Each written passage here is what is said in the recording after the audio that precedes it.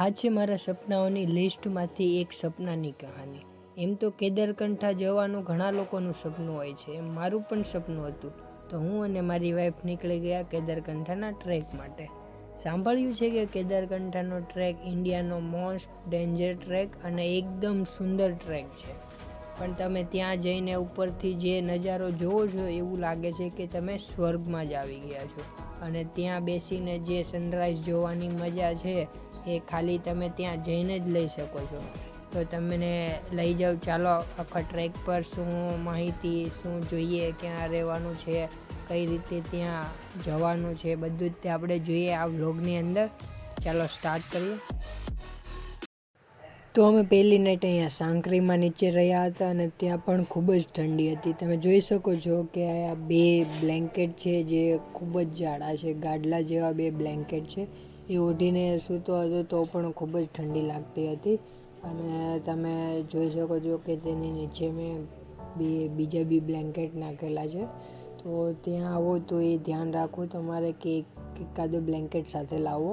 અને બહાર તમે વ્યૂ જોઈ શકો છો, બહારથી એકદમ સુંદર વ્યૂ છે, મસ્ત પહાડોવાળો, મજા જ આવી જાય છે અહીંયા.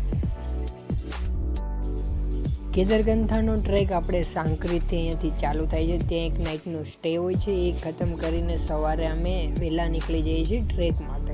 તો અહીંયા સાંકરીથી અમારે જવાનું છે સીધું જુડાકા તળાવ. ત્યાંનો 2 કે 3 કિલોમીટર જેવું થાય છે અહીંયા.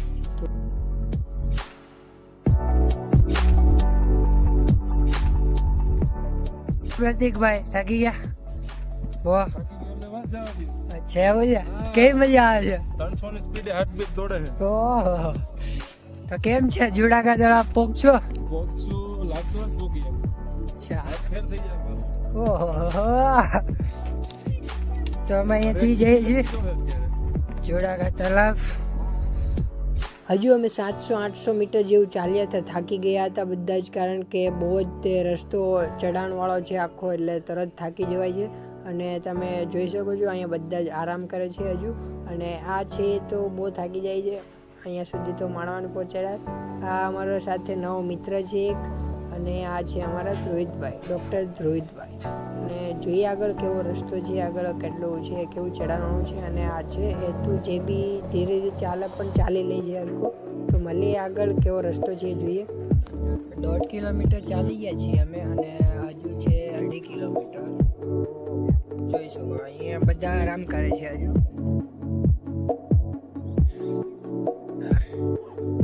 આપણી સાથે છે આ પિયુષભાઈ. પિયુષભાઈ જો બધાને ધક્કો મારી મારીને ચડાવે છે. અરે પિયુષભાઈ કેવી મજા આવે છે? પિયુષભાઈ અરે झूठ बोल रहा है. अभी आजा ट्रैक खत्म हुआ है. હજી અમારે જવાનું છે અહીંયાથી કેટલા કિલોમીટર છે પિયુષભાઈ? હવે અહીંયાથી 2 કિલોમીટર 2 કિલોમીટર છે હજુ જુડાકા તળાવ. પછી ત્યાં સ્ટે છે અમારો નાઇટનો. આ છે અમારા પ્રતિકભાઈ, અને એના વગર આખો ટ્રેક સુનો લાગે, કારણ કે આટલી કોમેડી કરાવે અને લોકોને આટલા ખુશ રાખે ને કે હરેક સેકન્ડ, હરેક મિનિટે કોમેડી કરાવીને લોકોને ખુશ રાખે. અહીંયાથી તમે વ્યૂ જોઈ શકો છો. હજી અમે જોડાકા તાલાબ નથી પહોંચ્યા તો બી અહીંયા આટલો સરસ વ્યૂ છે કે તમે અહીંયાથી જવાનું મન જ ના થાય. જોડાકા તાલાબ પોગવામાં હજી 1 કિલોમીટર છે અહીંયાથી, અને અહીંયા માણવાણ પહોંચ્યા છે. હજી અડધા લોકો પાછળ છે. કેમ છે કિશો?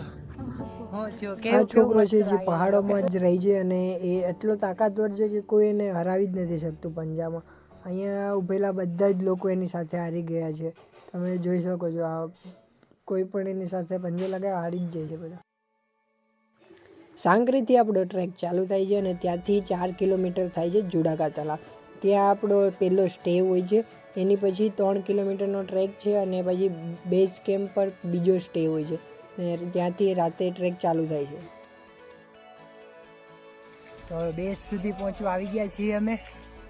અને આ જો તમે વ્યૂ જો અહીંયાથી બહુ જ મસ્ત વ્યૂ છે. પવન એટલે બહુ મસ્ત, એવું લાગે કે આપણને મસ્ત ટચ કરે છે. મજા આવે છે. આ ભાઈ અમારા ગાઈડ છે મોન્ટીભાઈ. બહુ ખતરનાક, બધાની પેલા ચડી જાય છે. એ આપણે જાણીતા પ્રતિકભાઈ. શું થયું પ્રતિકભાઈ, તમારી જાનોડી આવી કે નહીં? મારી જાનોડી દેખાતી નથી. હા, જાનો તો મારી નહીં તો બીજા કોઈ નહીં. આવી જશે. ચાલો તો હવે આ બેન પેલા 1.5 કિલોમીટર સૌથી પાછળ હતા, અત્યારે સૌથી આગળ છે. હા. અને અમે હું સાગર, હું પણ આ બધાની સાથે જ છું. ચાલો તો મળીએ આગળ શું છે જોડાકા તળાવમાં, કેવું છે જોઈએ. તો અમારો પહેલો સ્ટે અહીંયા પર છે, તમે જોઈ શકો છો. અને અહીંયાથી જોડાકા તળાવ 200 મીટર જેવું હશે. કેવું લાગ્યું તમને પહોંચીને? મસ્ત. પેલા કેતો તોય નાખી દઉં. રાતે ખૂબ જ ઠંડી હતી. રાતે -15 આજુબાજુ પહોંચી ગઈ હતી, એટલે ખૂબ જ ઠંડી લાગતી હતી રાતે. અહીંયા આખી નાઈટ અમે સ્ટે કર્યો. અહીંયા બહુ જ ઠંડી હતી, બહુ ખતરનાક, અને ફાવતું પણ નહોતું સૂતા. તમે જુઓ અત્યારે તો આયરો અમારું ટેન્ટ હતું, અને આ છે કેપ્સ્યુલ જેની અંદર અમે સૂતા હતા. એ જો આટલી પતલી એવી, અને બહુ જ અકળામણ જેવું લાગતું હતું. ઊંઘ આવતી નહોતી કંઈ સારી. તો બી શું પડ્યું એમ હતું. વ્યસન મુક્ત માણસ. ઓહો, અચ્છા એવું છે. વ્યસન ના કરવું જોઈએ ને ટ્રેકિંગમાં. કરાય. અચ્છા, સુહિલભાઈ તમારે કેમ થયું? મજા મોજ કેવી ગઈ નાઈટ? જોરદાર. તારી કેવી ગઈ નાઈટ? મસ્ત. કેવી ઠંડી લાગી?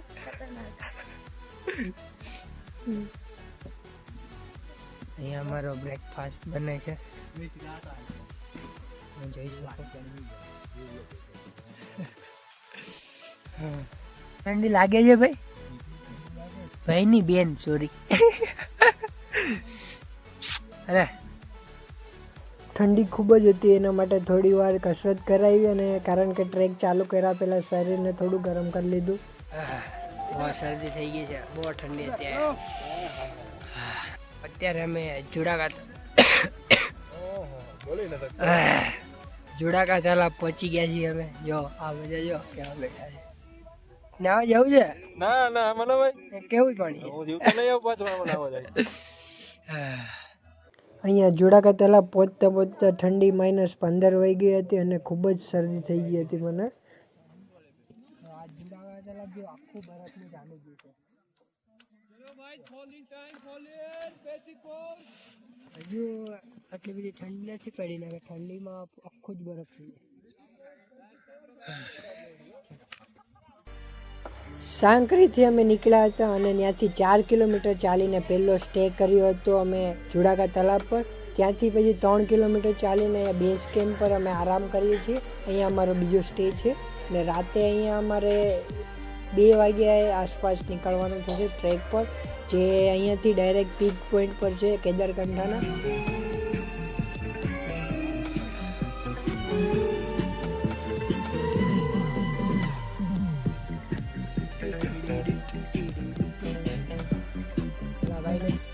જો જંગલમાં તમે ખોવાઈ જાવ તો આ લાઇટ ચાલુ કરવાની, અને જો લબુક જબુક લાઇટ આ થવા મળે એનો મતલબ એમ થાય છે કે કોઈ ખોવાઈ ગયું તો એ તમને પાછા મૂકી જાય છે.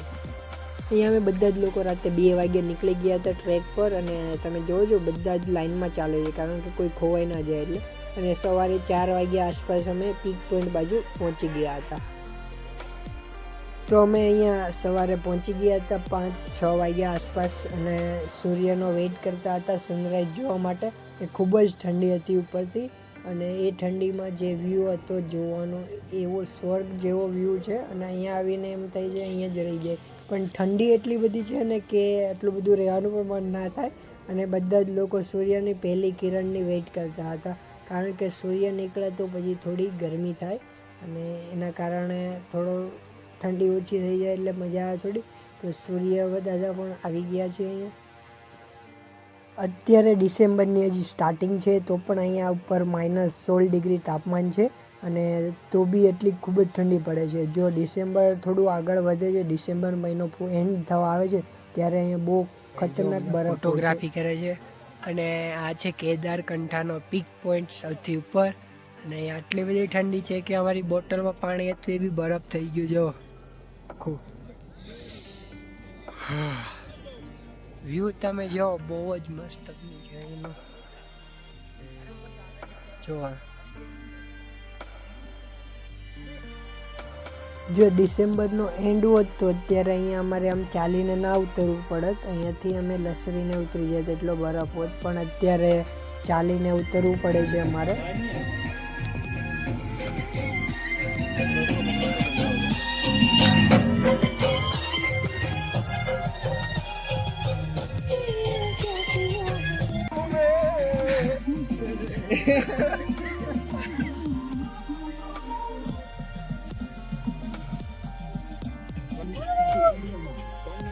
મુરલી વાળા રે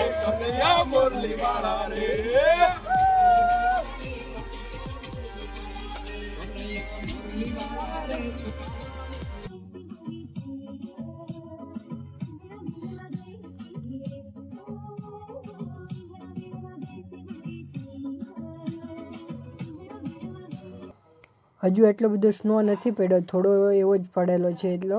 અને તમે અહીંયા આવો તો ધ્યાન રાખો, જ્યારે ડિસેમ્બરની સ્ટાર્ટિંગમાં આવો તો આ જગ્યા છે જ્યાં અત્યારે સ્લીપી બરફ હોય છે અને ત્યાંથી તમે ખૂબ જ ધ્યાન રાખવા જેવું છે, કારણ કે ત્યાં સ્લીપ થશે તો ડાયરેક્ટ તમે ખાઈમાં વયા જશો.